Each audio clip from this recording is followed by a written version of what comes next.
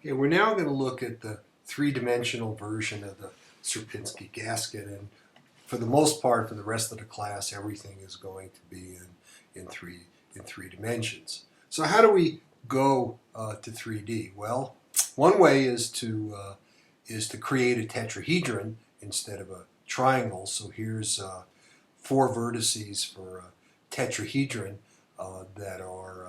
The way I got these is if you start with a unit sphere, okay, a sphere centered at the origin with radius 1, you can find 4 points that are equally spaced along that, on the surface of that sphere, and then connect them with line segments, and you'll have a tetrahedron. It's a little tricky, but if you start with 1 at, say, x equals 0, y equals 0, z equals -1, you can then find where to put a plane that then we'll have, which will be at 0.3333 for all three of the other points. They form a triangle, and in that plane z equals 0.333, and you can now put an equilateral triangle in there, and you'll have a tetrahedron.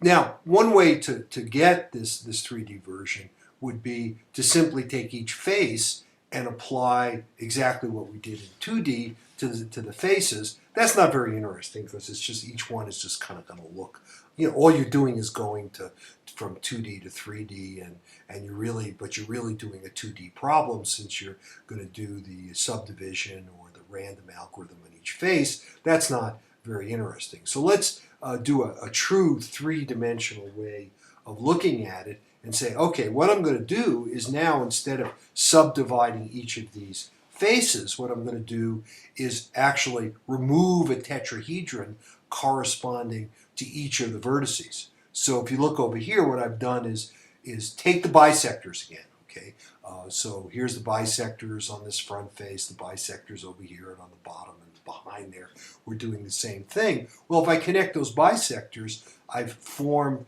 a littler tetrahedron, a smaller tetrahedron, corresponding to each of the four vertices. So I've formed four tetrahedrons. Here's 1, 2, 3, and there's sort of the fourth one back there. Each of which have, each side, if the full length was 1, each side is now length 1/2, and you could figure out, the area of each of the four subtetrahedrons, and you've removed this space in the middle, and you once more can show that this is a kind of an interesting fractal, because what you've done now is every time you're removing a part of the area, but you're also increasing the length of all the surfaces. So if you add up either all the surfaces instead of the perimeters, the surface area is going up every time, but the volume is going down. So this is in fractal dimension, this is somewhere between a 2 and 3-dimensional object, and later we'll use that as an example and show you what its fractal dimension actually is. Now the code is almost exactly the same as it was in 2D. We'll consider the recursive form. So what we do is, instead of dividing triangle, we divide tetrahedron, and each time we divide the tetrahedron, we do a subdivision into 4 smaller tetrahedrons, subdivide those until we finally get down to the number of subdivisions that we specified, and when that gets down to 0, we simply render the tetrahedron. Now, so far it looks pretty good. Every time what we're doing is putting 4 vertices into our array by pushing them onto that array, instead of 3 vertices as we did with the Sierpinski 2D gasket.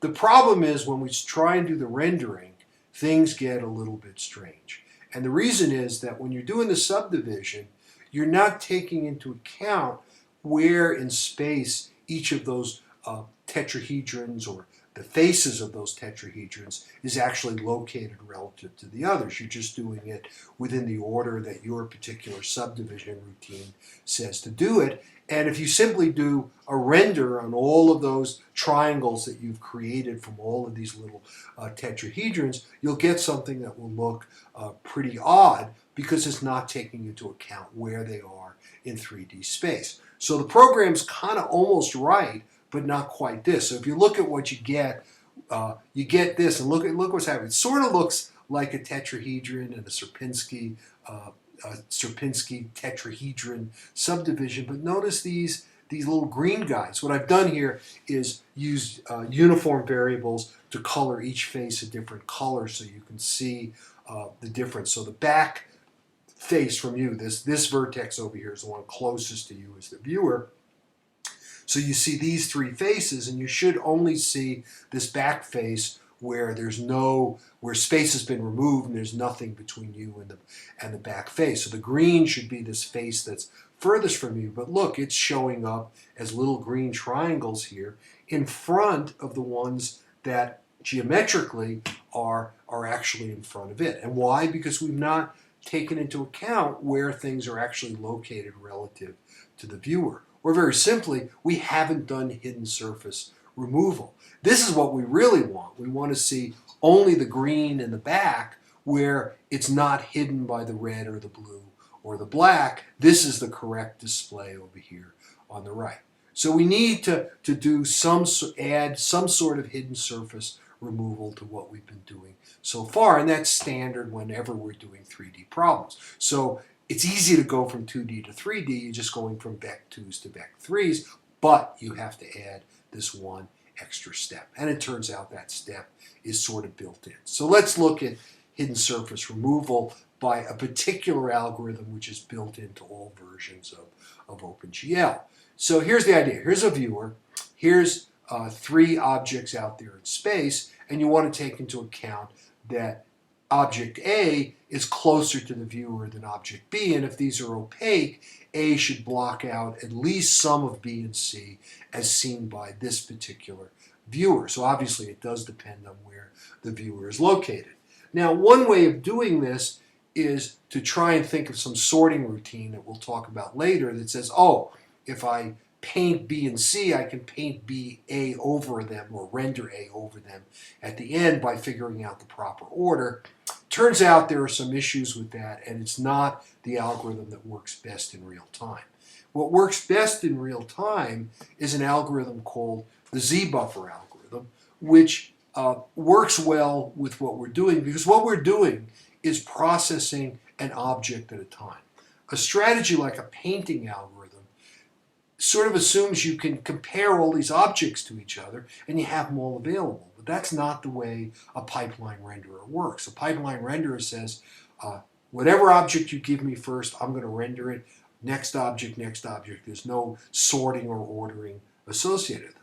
Well, the way that the Z-buffer algorithm works, and we'll talk about it in more detail later, is that it stores information about where the depths are, how far things are for the viewer, as it renders each object. So I have that information, I store it in an extra buffer which is supplied with all versions of OpenGL, including WebGL, called a depth buffer, and as I render new objects, I can compare with what's in a depth buffer to see if there's something I've already rendered that's in front of me. Well, from the user's perspective, all you have to do is enable it, and it's called a depth test, and all you need in your initialization is GL enable and give it the parameter GL depth test.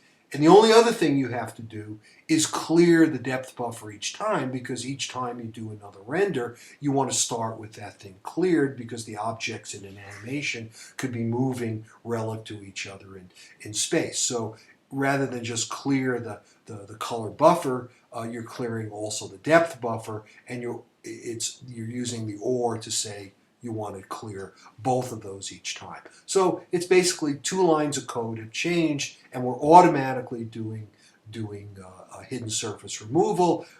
Very easy to do, really doesn't slow you down at all. And this is just a reminder that we're working now with volumes instead of surfaces. The code is all in the text for subdividing tetrahedrons and then rendering all the four triangles that are the surface of each of the tetrahedrons at the end. All of the code is in the text. It's also online on my website for Chapter 2. The fourth version of Gasket is a version that does exactly this with the hidden surface removal. And here's just again another little picture of that showing what you should get. And this really does show sort of the volumetric elements with hidden surface removal being done correctly.